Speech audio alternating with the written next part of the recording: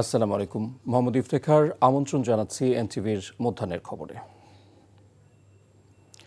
হামের সংক্রমণ করোনার চেয়ে কম ক্ষতিকর নয়। বিগত ৬ বছর সরকারের অবহেলায় প্রতিরোধ কার্যক্রম ব্যাহত হয়েছে। সকালে ঢাকার নবাবগঞ্জে হাম রুবেলা টিকাদান কর্মসূচির উদ্বোধনী অনুষ্ঠানে স্বাস্থ্যমন্ত্রী সরদার মোহাম্মদ সাখাওয়াত হোসেন একথা বলেন। আজ অগ্রাধিকার ভিত্তিতে উচ্চ ঝুঁকিপূর্ণ ৩০ উপজেলায় শুরু হয়েছে ৬ মাস থেকে ৫৯ মাস বয়সী শিশুদের টিকাদান কর্মসূচি। এছাড়া আগামী ১২ এপ্রিল থেকে ঢাকা ও বরিশাল সিটি এবং ৩ মে থেকে সারা দেশে এই কর্মসূচি শুরু হবে। ইমরুল কায়েসের ডেস্ক রিপোর্টে থাকছে বিস্তারিত। রাজধানী ঢাকাসহ দেশের বিভিন্ন স্থানে শিশুদের মধ্যে হামের সংক্রমণ তীব্র থেকে তীব্রতর হচ্ছে। ভিড় বাড়ছে সরকারি বেসরকারি হাসপাতালগুলোর শিশু ওয়ার্ডে। এমন পরিস্থিতিতে শুরু হয়েছে হাম রুবেলা টিকাদান কর্মসূচি। রবিবার বেলা ১১টায় ঢাকা জেলার নবাবগঞ্জে টিকাদান কর্মসূচির উদ্বোধন করেন স্বাস্থ্যমন্ত্রী সরদার মোহাম্মদ সাখাওয়াত হোসেন। এ সময় তিনি বলেন, হাম করোনার চেয়ে কম ক্ষতিকর নয়, কিন্তু বিগত সরকার এ বিষয়ে গাফিলতি করায় এর প্রাদুর্ভাব বেড়েছে। এটা একটা ভয়াবহ রোগ, করোনার চেয়ে কোনো অংশে কম না, এবং বাচ্চাগুলি বিশেষ করে আমাদের ভবিষ্যৎ প্রজন্ম যে কষ্ট পায়, যেভাবে মৃত্যুর কুলে ঢলে পড়ে, এটাকে খুব মিসহ্যান্ডেল করেছে অতীতের সরকারগুলি। অন্যদিকে সকালে গাজীপুরের মির্জাপুর ইউনিয়নে হাম রুবেলা প্রতিরোধে জরুরি টিকাদান কর্মসূচি উদ্বোধন করেছেন স্বাস্থ্য প্রতিমন্ত্রী ডাক্তার এম এ মুহিত। এ সময় তিনি বলেন, দেশের সকল শিশুদের টিকা নিশ্চিত করতে পারলে সকলের নিরাপদ থাকবে। এই হামের টিকা দেওয়ার ব্যাপারে আমাদের সরকার এবং আপনাদের স্থানীয় নেতৃবৃন্দ সহ আমরা সকলে এই বিষয়টিকে সর্বোচ্চ গুরুত্ব আরোপ করেছি। আমরা যদি এই টিকাদান কর্মসূচিটি পালন করি, আমাদের সন্তানরা, আমাদের বাচ্চারা একটা নিরাপদ থাকতে পারবে। রাজশাহীর গোদাগাড়ীর মাটিকাটা ইউনিয়ন ও পৌর এলাকায় হামের টিকাদান কর্মসূচির উদ্বোধন করেন জেলা প্রশাসক কাজী শহীদুল ইসলাম। এ সময় উপজেলার ৫,৬৫০ জন এবং পৌর এলাকার ৬২৮ জন শিশুকে হামের টিকা দেয়া হয়। হাম রুবেলার টিকা দেওয়া হয়েছে নাটোরের সদর ও পৌর এলাকায়। ৬ মাস থেকে ৫৯ মাস বয়সী জেলার ৪৮,৪১৪ শিশুকে টিকার আওতায় আনার লক্ষ্য নির্ধারণ করেছে জেলা স্বাস্থ্য বিভাগ। চাঁদপুরের সদর ও হাইমচর উপজেলার ৪৮৮টি কেন্দ্রে টিকা কার্যক্রম শুরু হয়েছে। Imrul Kayes, NTV news desk. দর্শক, এই মুহূর্তে আমাদের সহকর্মীদের কাছ থেকে হামের টিকাদান কর্মসূচির খবর জানবো। শুরুতেই চলে যাচ্ছি সহকর্মী ওবায়দুল্লাহ মামুনের কাছ থেকে। তিনি ঢাকা জেলার নবাবগঞ্জ উপজেলা স্বাস্থ্য কমপ্লেক্স থেকে আমাদের সঙ্গে যুক্ত হচ্ছেন। মামুন, টিকাদান কর্মসূচির কি খবর আছে আপনার কাছে, আর অভিভাবকদের মধ্যে কেমন সাড়া দেখছেন? ধন্যবাদ ইফতেখার আপনাকে। যদি বলি যে স্বাস্থ্যমন্ত্রী সরদার মোহাম্মদ সাখাওয়াত হোসেন সকাল 11:15টার দিকে নবাবগঞ্জ স্বাস্থ্য কমপ্লেক্সে এই হাম রুবেলা টিকাদান কর্মসূচি আনুষ্ঠানিকভাবে উদ্বোধন করেছেন। যদিও তিনি সকাল 9টার মধ্যেই এখানে এসে উপস্থিত হয়েছিলেন, সেক্ষেত্রে প্রায় বলা চলে 2 ঘন্টারও মতো সময় অপেক্ষা করেই কিন্তু তারপরে এই কর্মসূচির উদ্বোধন করেন। তবে এর মধ্যে এখানে যেই অভিভাবকরা অর্থাৎ বাচ্চাদেরকে নিয়ে যারা এসেছেন তারা কিন্তু অনেকেই 7:30, 8টা, 8:30টার মধ্যেই কিন্তু এখানে এসে জড়ো হয়েছিলেন। সে সকল অভিভাবকরা অনেকটাই ক্ষোভ প্রকাশ করেছেন, তারা বিরক্ত হয়েছেন যে এই প্রচণ্ড সকাল থেকে কিন্তু প্রচণ্ড গরম ছিল। সেই গরমে কিন্তু অনেকেই বাচ্চাদেরকে নিয়ে অনেকটা বিব্রত এবং অনেকটা বিরক্ত হয়েছিলেন, যেহেতু হাম একটি কমিউনিকেবল ডিজিজ অর্থাৎ ছোঁয়াচে বা সংক্রামক রোগ। সেক্ষেত্রে এত গাদাগাদি করে বা উপচে পড়া ভিড় ছিল, অর্থাৎ কিছুটা বলা চলে যে এখানে ব্যবস্থাপনায় ঘাটতি থাকার কারণেই এই অবস্থাটি সৃষ্টি হয়েছিল। এবং স্বাস্থ্যমন্ত্রী কিন্তু উদ্বোধনী অনুষ্ঠানের শুরুতেই বিলম্বের জন্য দুঃখ প্রকাশ করেছেন। একই সাথে বলতে চাই আজকে কিন্তু 18টি জেলার 30টি উপজেলায় একযোগে এই টিকাদান কর্মসূচি শুরু করেছে সরকার, এবং তারই ধারাবাহিক হিসাবে আজকে সকালে কিন্তু এই নবাবগঞ্জ উপজেলা যে উপজেলা স্বাস্থ্য কমপ্লেক্স রয়েছে সেখানে স্বাস্থ্যমন্ত্রী এই কর্মসূচির উদ্বোধন করেন। অর্থাৎ 6 মাস থেকে 59 মাস অর্থাৎ 5 বছরের নিচে যে সকল শিশুরা রয়েছেন সে সকল শিশুরাই কিন্তু এই টিকাদান কর্মসূচির আওতায় আসছেন এবং পর্যায়ক্রমে সারা দেশের সমস্ত শিশুর অর্থাৎ প্রায় সরকারের যেই লক্ষ্যমাত্রা অর্থাৎ 2 কোটি শিশুকে এই টিকাদানের আওতায় আনবেন সেটি কিন্তু স্বাস্থ্য অধিদপ্তরের পক্ষ থেকে গত সপ্তাহে বলা হয়েছিল এবং সরকারের পক্ষ থেকে এটি বলা হয়েছে। গ্যাভি নামক গ্লোবাল যে ভ্যাকসিন একটি প্রতিষ্ঠান রয়েছে তাদের সহায়তায় 2,19,00,000 ভ্যাকসিন সরকার পেয়েছে। সেই ভ্যাকসিনগুলো পর্যায়ক্রমে সারা দেশে এই 5 বছর বয়সী শিশুদেরকে এই পর্যায়ক্রমে দেওয়া হবে এবং আগামী 12 এপ্রিল থেকে ঢাকা উত্তর দক্ষিণ বৃহত্তর ময়মনসিংহ এবং বরিশাল এই হামের টিকা দেওয়া হবে এবং তারপর আগামী 3রা মে সারা দেশে অর্থাৎ এরপর যে সকল উপজেলা এবং জেলাগুলি বাদ রয়েছেন তারা এর আওতাভুক্ত হবেন এবং 3রা মে থেকে শুরু হবে সারা দেশে একযোগে হাম রুবেলার টিকাদান কর্মসূচি। এ ছিল আমার কাছ থেকে ঢাকার নবাবগঞ্জ উপজেলায় হাম টিকাদান কর্মসূচির সবশেষ। মামুন, ধন্যবাদ আপনাকে। দর্শক, এবার চলে যাচ্ছে গাজীপুরে। সিনিয়র করেসপন্ডেন্ট নাসির আহমেদ যুক্ত হচ্ছেন আমাদের সঙ্গে। নাসির, হাম রুবেলার টিকাদান কর্মসূচি আজ কত সময় চলবে আর অভিভাবকরা কেমন সাড়া দিচ্ছেন?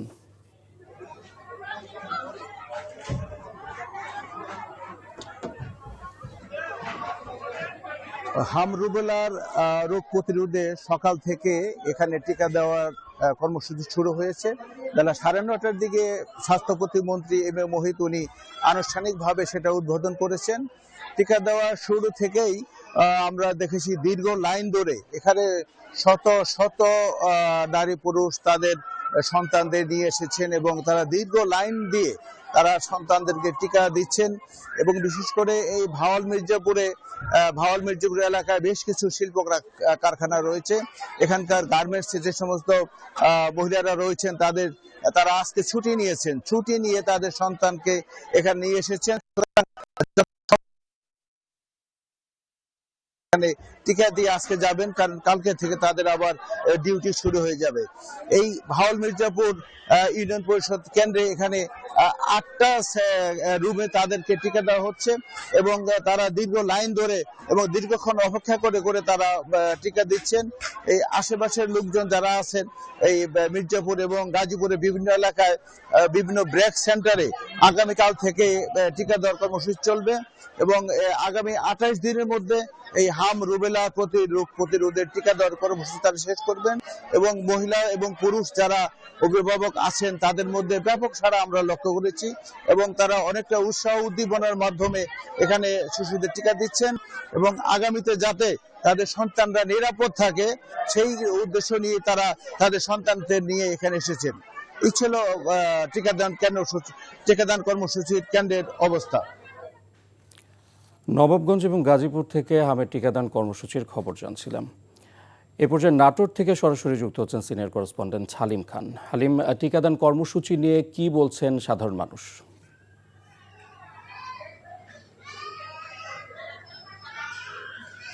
ইফতিখার, আপনি জানেন যে দেশে যে 30টি এলাকা ঝুঁকিপূর্ণ হিসেবে চিহ্নিত করা হয়েছে, নাটোর সদর এবং নাটোর পৌরসভা সেই তালিকায় রয়েছে এবং এটা জেলা স্বাস্থ্য বিভাগ থেকে জানানো হয়েছে যে নাটোর মধ্যম সারির ঝুঁকিতে রয়েছে। সেই হিসাবে আজ সকাল 9টায় যখন আমাদের ব্রজসুন্দরী উপস্বাস্থ্য কেন্দ্রে এই কর্মসূচির উদ্বোধন করেন তখন থেকেই কিন্তু অভিভাবকরা তাদের বাচ্চাদের নিয়ে স্বাস্থ্যকেন্দ্রগুলোতে ভিড় করে।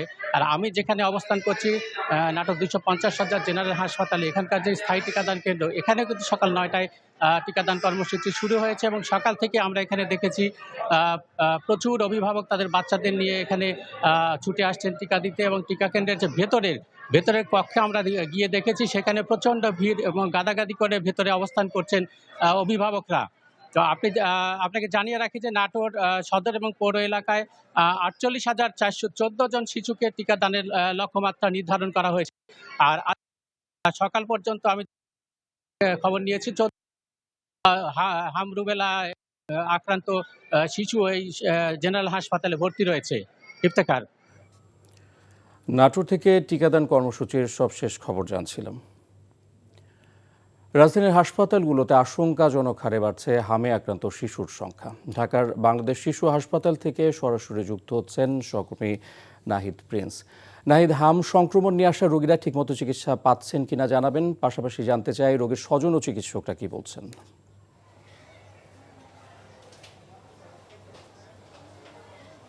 ইফতেখার, হাম আক্রান্ত শিশুরা চিকিৎসা পাচ্ছে। গতকালকে এখানে 15 জন রোগী ভর্তি হয়েছে নতুন করে। এছাড়া 74 শিশু এখন পর্যন্ত তারা চিকিৎসা নিচ্ছে। এছাড়া 9 জন শিশু হামের চিকিৎসা নিয়ে সুস্থ হয়ে বাড়ি ফিরেছে। তো উদ্বেগজনক হারেই বাড়ছে মূলত এই সংক্রমক। যেভাবে গরম বাড়ছে সেই গরমেই কিন্তু মিজেলস দেখা দিচ্ছে। এখানকার যে জরুরি বিভাগ রয়েছে সেখানেও কিন্তু রোগীদের চাপ রয়েছে। শিশুরা এখানে আসছে কারণ অভিভাবকরা আসলে বিষয়টি বুঝে উঠতে পারছে না। কারণ এই শরীরের র্যাশ বা দানা ওঠার ঠিক 3-4 দিন আগ থেকে তীব্র জ্বর, তারপরে শ্বাসকষ্ট, এই সব কিছু মিলিয়ে অভিভাবকরাও চিন্তা করছেন যে এটি সাধারণ জ্বর কিনা, এটি চিন্তা করে তারা অবহেলা করছেন। তারপর যখন খিঁচুনি, শ্বাসকষ্ট, তারপর তারা হাসপাতালে ছোটাছুটি, এই যে 4-5-6 দিনের একটি যে গ্যাপ, সেই গ্যাপের কারণে মূলত শিশুরা বেশি আক্রান্ত হচ্ছে।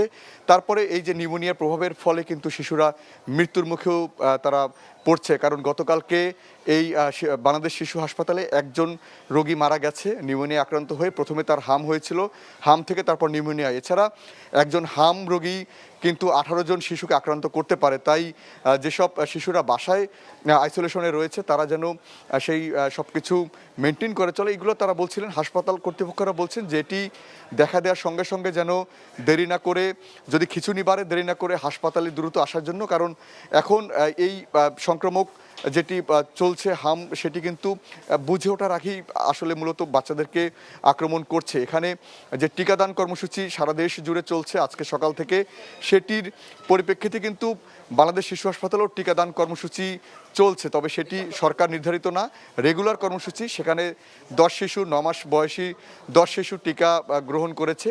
তো এই হাম থেকে যে দ্রুত সুস্থ হওয়া বা হামের আক্রান্ত থেকে দ্রুত মুক্তি পাওয়ার জন্য ডাক্তাররাও যথাযথ চেষ্টা করছে। তারা ভেন্টিলেশন সিস্টেম চালু করেছে, সেই উদ্বোধন করেছিলেন স্বাস্থ্যমন্ত্রী।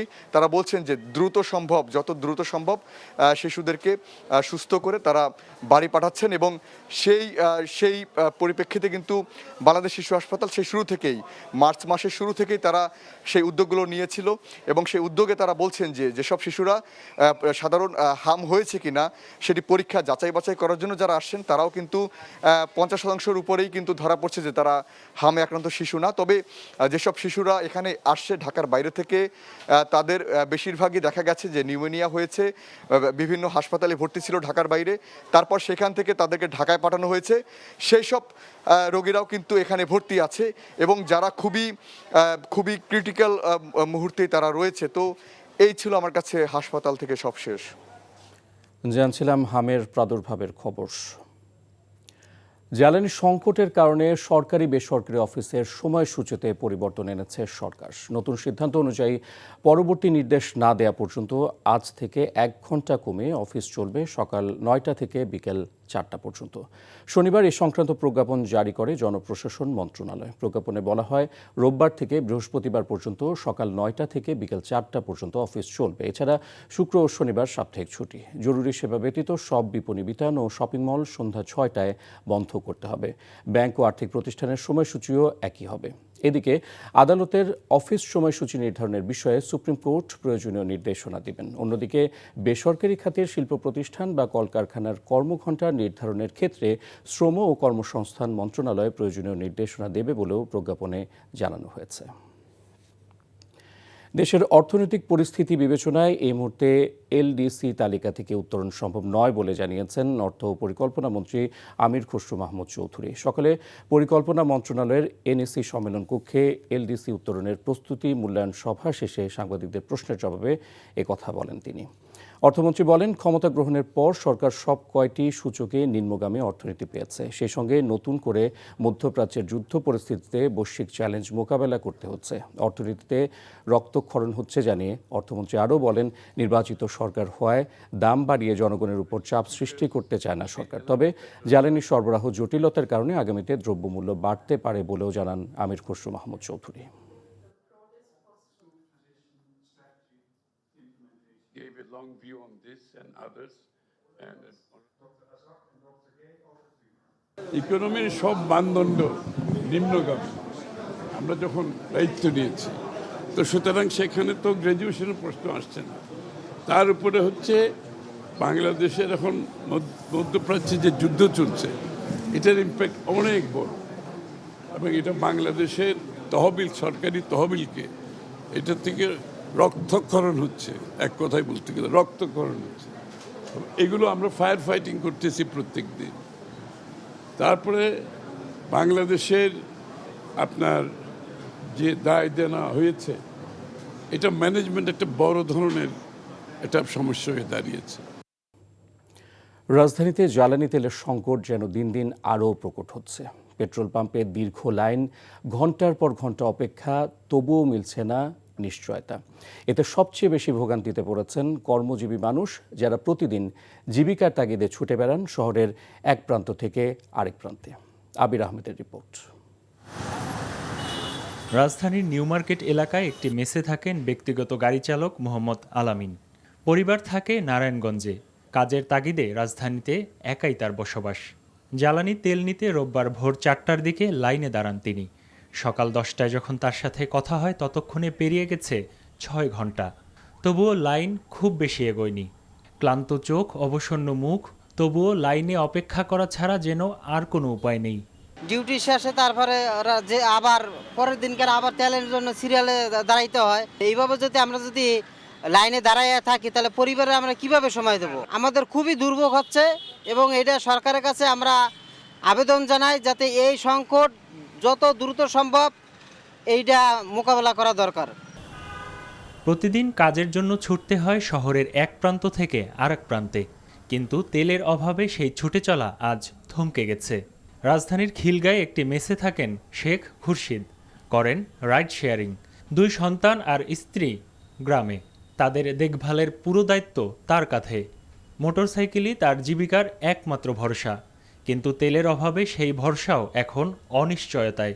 প্রত্যেকদিন যদি 5 ঘন্টা করে তেল নেওয়া লাগে, আমি এই রাইড শেয়ার করব কখন, পরিবারের সময় দেব কখন, আর আমি গাড়ি চালাবো কতক্ষণ বলেন? শুধু আলামিন বা খুরশিদ নয়, রাজধানীর প্রায় প্রতিটি পেট্রোল পাম্পই একই চিত্র। দীর্ঘ লাইন, অনিশ্চয়তা আর অপেক্ষা। 2 ঘন্টা আগে ছাড়া হচ্ছে না আর কি। আমি 8টা থেকে সিরিয়াল দিছি। অফিসে 1 ঘন্টা লেট হবে, বাট কিছু করার তো নাই। আমরা যদি নিজেরা কনসার্ন হই, এরকম হওয়ার কথা না। তেলের সংকটে থমকে যাচ্ছে মানুষের স্বাভাবিক জীবন। লাইনে দাঁড়িয়ে ঘন্টার পর ঘন্টা, তবুও মিলছে না নিশ্চয়তা। নিত্য প্রয়োজনীয় এই জ্বালানি আজ শুধু পণ্য নয়, মানুষের কষ্ট আর অনিশ্চয়তার প্রতিচ্ছবি। Abir Ahmed, NTV news, Dhaka.